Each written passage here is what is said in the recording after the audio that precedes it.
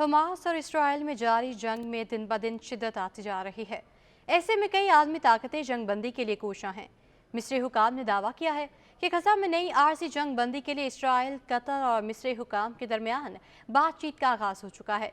मिस्री हुकाम ने दावा किया है कि इसराइल और हमास दोनों ही जंग बंदी और जगह मालियों की रिहाई के लिए तैयार हैं। मिस्री हुकाम का कहना है इसराइल और हमास जंग बंदी और जगह मालियों की रिहाई के लिए तैयार हैं, ताहम दोनों फरीकैन का माहदे की तफसीलात पर इख्तलाफ बाकी है।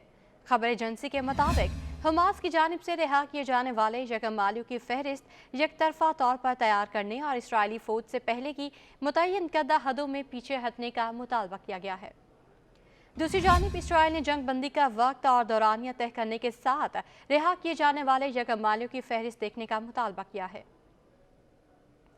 अमरीकी मीडिया के मुताबिक हमास और इसराइल के दरमियान जारी लड़ाई में जंग बंदी और जगह मालियों की रिहाई के लिए होने वाले मुज़ाकरात के सिलसिले में इसराइली खुफिया एजेंसी मौसाद के सरबराह की कतर के वज़ीर आज़म मोहम्मद बिन अब्दुर्रहमान से मुलाकात हुई। जगह मालियों की रिहाई पर बातचीत मस्बत रही। दूसरी तरफ हमास ने गजा में इसराइल के हमले हमेशा के लिए रुकने तक किसी किस्म के मुज़ाकरात और जगह मालियों की रिहाई का इम्कान मुस्तरद कर दिया है। हमास की जानिब से जारी बयान में कहा गया कि इसराइल के हमले रुकने तक जगह मालियों से मुतालिक बातचीत नहीं करेंगे।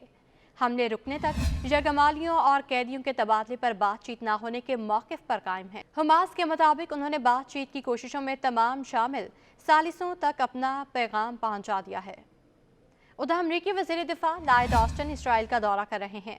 अमरीकी दिफाई हुकाम के मुताबिक लॉयड ऑस्टिन गजा में जंग की मुद्दत का तयन करने के लिए इसराइल पर दबाव डालेंगे। दूसरी जानिब इसराइली अपोजिशन लीडर यार लापिड ने इसराइली वज़ीर आज़म नेतन्याहू से मुस्ताफ़ी होने का मुतालबा कर दिया। इसराइली टीवी को इंटरव्यू में यार लापिड का कहना था कि नेतन्याहू इसराइली अवाम का एतमाद खो चुके हैं, वो वज़ीर आज़म की हैसियत से मज़ीद काम जारी नहीं रख सकते। उन्होंने कहा कि नेतन्याहू आलमी बरादरी और सिक्योरिटी इस्टेब्लिशमेंट का भी एतमाद खो चुके हैं। इसराइली अपोजिशन लीडर ने मजीद कहा कि नेतन्याहू और इसराइली सिक्योरिटी हुकाम ने 7 अक्टूबर के हमलों में नाकाबिले माफ़ी नाकामी का इर्तकाब किया है। हमले रोकने में नाकामी पर इसराइली अपोजिशन लीडर ने मुतालबा किया कि नेतन्याहू अपने अहदे से फौरी मुस्ताफ़ी हो जाएं और इसराइल में नए इंतखाबात कराए जाएं।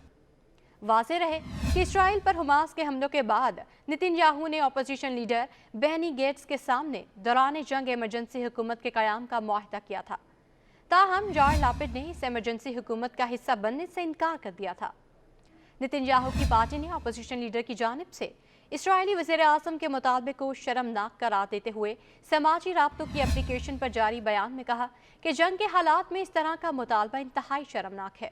दूसरी जानिब साबिक बरतानवी वज़ीर दिफा वेन वेल्स का कहना है कि फ़लस्तीनियों का कत्लेआम इस मसले का हल नहीं है। नेतन्याहू कत्लेआम के जरिए इस तनाज़े को तूल दे रहा है।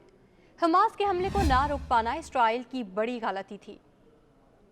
ईसाइयों के रूहानी पेशवा पोप फ्रांसिस ने गजा में निहत्ते शहरियों पर इसराइली फौज के हमलों को दहशतगर्दी करार दे दिया।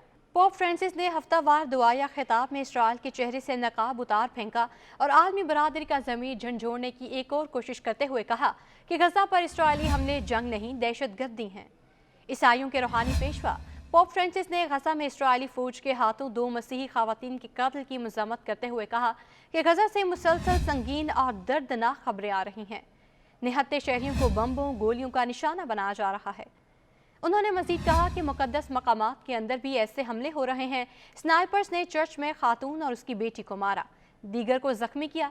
कुछ कहते हैं ये दहशतगर्दी है, ये जंग है। हाँ, ये दहशतगर्दी है। खुदा जंग रोकता है, कमाने और नेज़े तोड़ता है। आइए खुदा से अमन की दुआ करें।